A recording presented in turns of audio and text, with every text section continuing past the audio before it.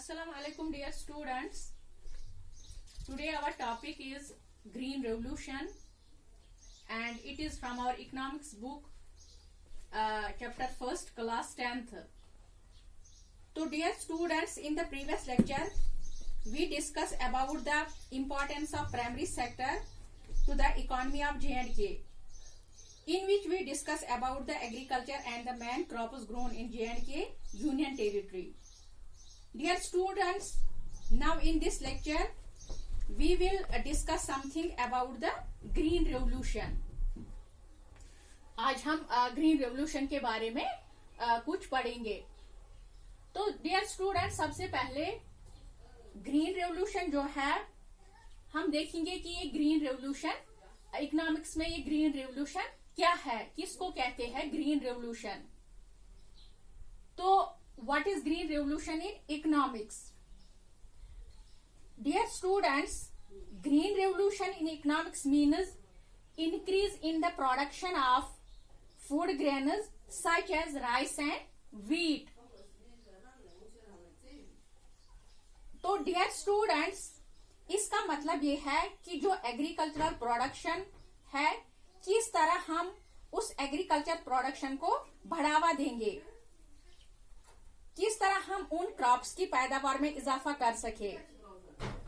तो इसके लिए 1960 से लेके 1965 ऑनवर्ड्स, यानी 1960 से 1965 ऑनवर्ड्स क्या हुआ?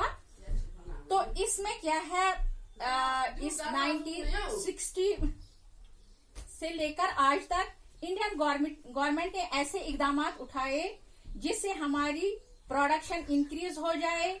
वो कैसे इंक्रीज हो जाए?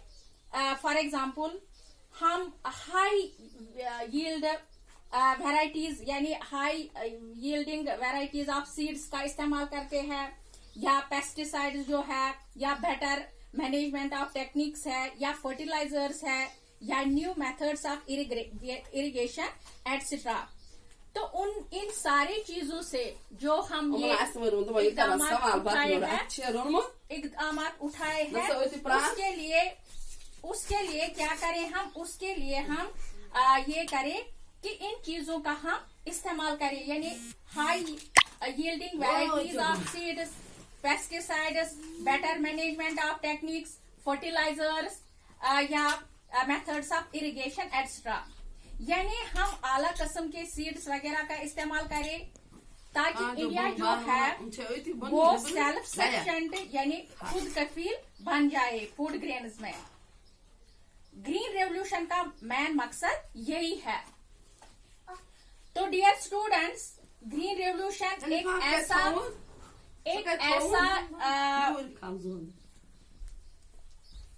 एक ऐसा प्रोग्राम है जो सेंट्रल गवर्नमेंट ने लॉन्च किया है. किसके लिए लॉन्च किया है? सेंट्रल गवर्नमेंट की जानिब से जो लॉन्च हुआ है, इसका मेन मकसद, मुद्दा मकसद ये है कि जो to increase agricultural production of food grains. और इंडिया में सबसे पहले ये प्रोग्राम जो है ग्रीन रेवोल्यूशन का, ये पंजाब में लॉन्च किया गया है. तो इंडिया में कहाँ पे ये सबसे पहले ये प्रोग्राम लॉन्च किया गया है? पंजाब में. तो इसके बाद ये एक्सटेंड हुआ है बाकी स्टेट, जो इंडिया की जो बाकी स्टेट्स है, वहां ये आहिस्ता आहिस्ता ये वहां शुरू हो गया है. कौन सा प्रोग्राम? Green revolution. तो इसमें क्या किया गया? इस ग्रीन रेवोल्यूशन में जो पहले पंजाब में लॉन्च किया गया और आहिस्ता आहिस्ता ये इंडिया की बाकी स्टेटों में भी शुरू हो गया. इस रेवोल्यूशन में आप एक और बात याद रखिए कि इससे किस तरह productivity increase, agricultural productivity increase होती है. इसमें HYV, यानी HYV का फुल फॉर्म है हाई यील्डिंग वेराइटी, यानी high yielding variety of seeds का इस्तेमाल as compared to common seeds in green revolution. तो HYVS यानी high yielding varieties of seeds are used in order to increase the production from the fields. तो ये green revolution में आप लोगों को दूसरी बात याद रखनी है कि कॉमन सीड्स के बजाय हाई यील्डिंग सीड्स का इस्तेमाल होता है। यहाँ पर एक बात आप याद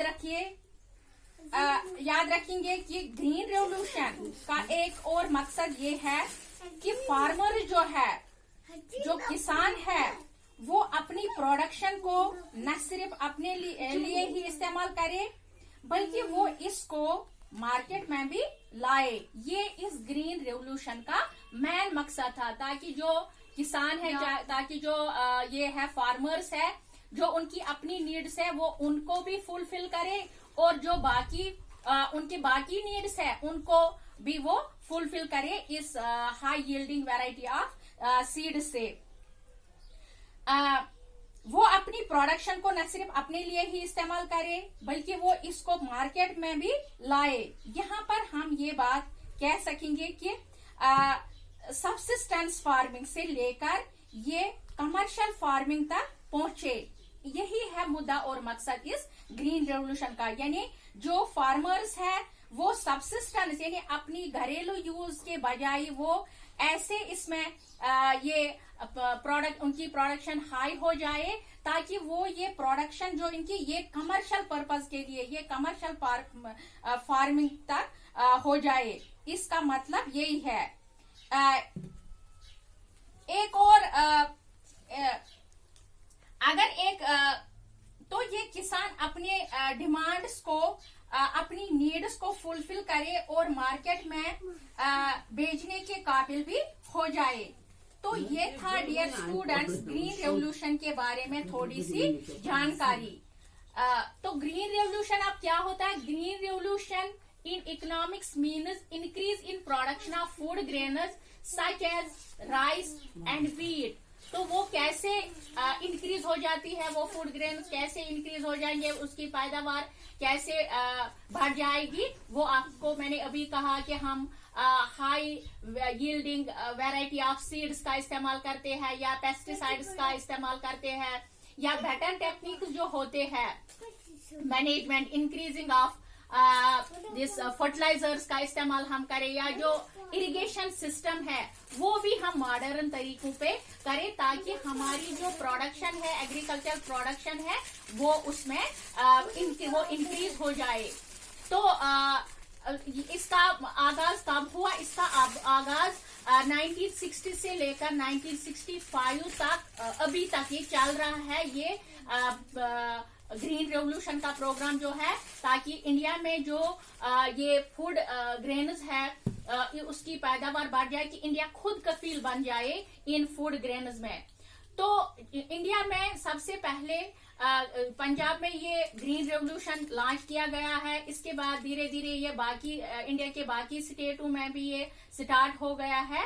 तो इससे क्या हुआ कि जो एक किसान जिसकी पैदावार एक छोटे से एरिया में, यानी अगर वो ये क्रॉप्स का करे या फ्रूट्स का, वेजिटेबल्स का ये प्रोडक्शन अगर वो करे कि उसको थोड़ी सी वो उसमें से पैदावार जो प्रोडक्शन निकलती थी, लेकिन अगर वो इन तरीकों पे चले, यानी ये हमने देखा है कि ये हाइब्रिड सीड जो है, जो आजकल हम अपने घरों में भी इस्तेमाल करते हैं, कि अगर इससे पहले हमें अगर ये राइस की कल्टीवेशन हम करते थे, हमें थोड़ा ही निकलता, लेकिन आज हम करते हैं मॉडर्न टेक्निक्स हम यूज करते हैं, तो उससे हमारी जो प्रोडक्शन है उसमें इजाफा हो जाता है। तो डियर स्टूडेंट्स, एक फार्मर जो है, आप देखो एक फार्मर जो है वो एक तो उसने अपनी डिमांड जो थी, नीड जो थी, उसने अपनी नीड्स फुलफिल की है। दूसरा ये कि वो ऐसा बन गया कि वो अब कमर्शलाइजेशन यानी कमर्शियल लेवल पे उसने मार्केट में इसने अपना ये पैसा इस पे कमाया, लिवलीहुड उसने इस पे ये अब हो गया, खुद कफील बन गया है ये। तो डियर स्टूडेंट्स, ये था अबाउट ग्रीन रेवोल्यूशन के बारे में। तो कल हम पढ़ेंगे जो दूसरा फैक्टर है इसका, फॉरेस्ट। Thank you.